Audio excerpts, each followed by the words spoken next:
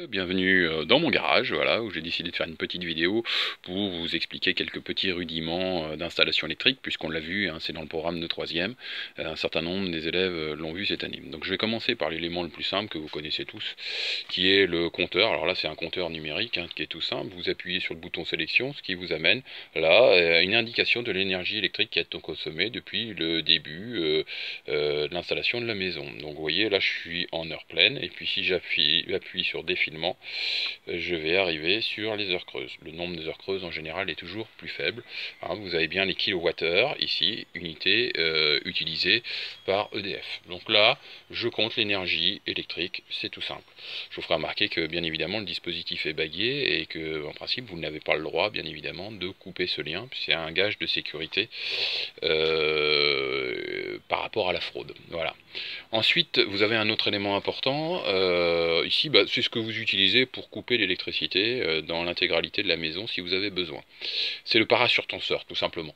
Celui-ci a tendance à réagir, ce parasurtenseur, lorsque vous avez de la foudre. Lorsque la foudre ne tombe pas trop loin, il y a donc une légère surtension sur les lignes électriques de votre maison. Et c'est à ce moment-là que ça coupe. Voilà. Ensuite, l'ensemble, donc l'énergie électrique arrive ici et vous avez différentes lignes électriques qui vont être réparties sur le tableau avant de repartir dans la maison par cette goulotte et d'être dispatchées dans les différents éléments de la maison. Comme vous le voyez, chez moi, j'ai plusieurs lignes. Alors là, j'ai une ligne ici, une deuxième là, une troisième ici et une quatrième là. On va essayer de faire simple. Au bout de chaque ligne, alors si je prends la ligne du milieu, ici, j'ai l'élément le plus important pour vous. Pourquoi? Parce que c'est lui qui va vous protéger. C'est ce qu'on appelle le différentiel. Donc c'est un différentiel à 30 mA. Hein. Je vous rappelle que cette valeur 30 mA est importante, parce qu'au-delà de cette valeur, c'est là que vous risquez d'avoir un arrêt du cœur. Voilà.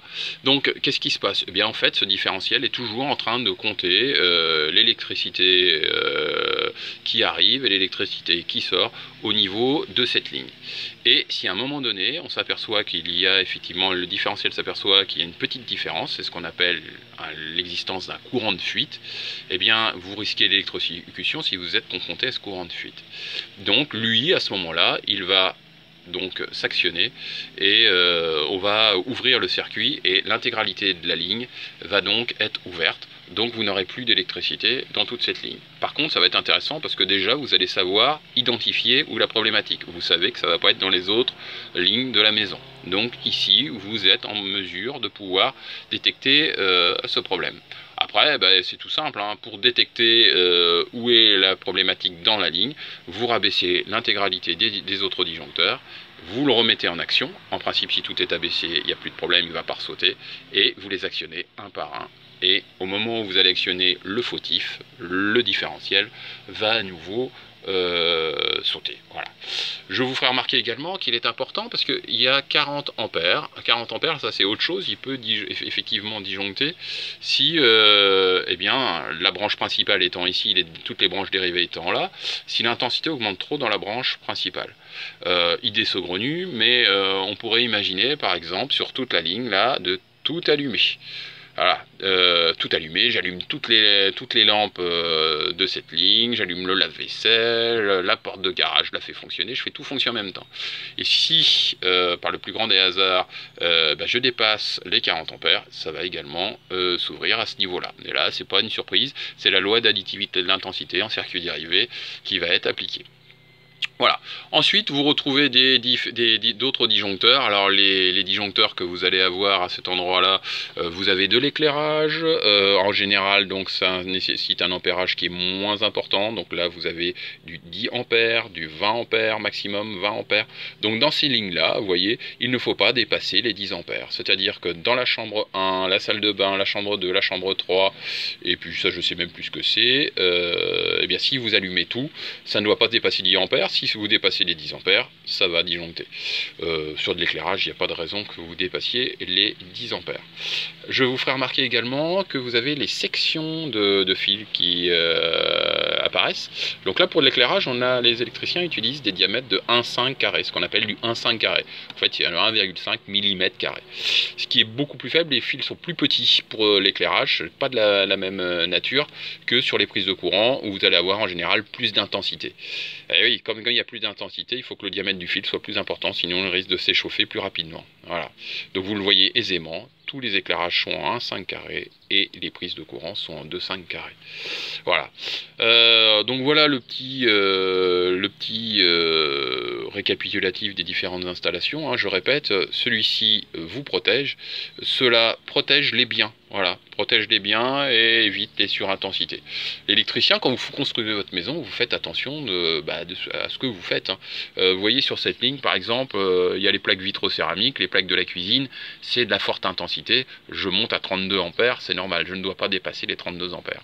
Alors qu'est-ce qui se passe? Vous voyez, hein, dans une chambre, là, il y a une prise, ce sont toutes les prises, chambre, salle d'eau, salle de bain, etc.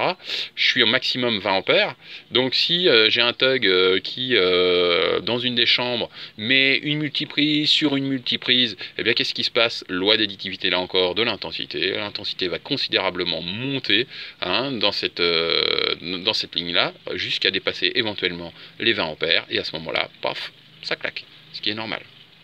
Voilà, je crois avoir fait le tour de la question. Par souci de simplicité, donc, hein, vous voyez, les électriciens maintenant, eh bien, ils répartissent différents secteurs dans la maison. 1, 2, 3, 4.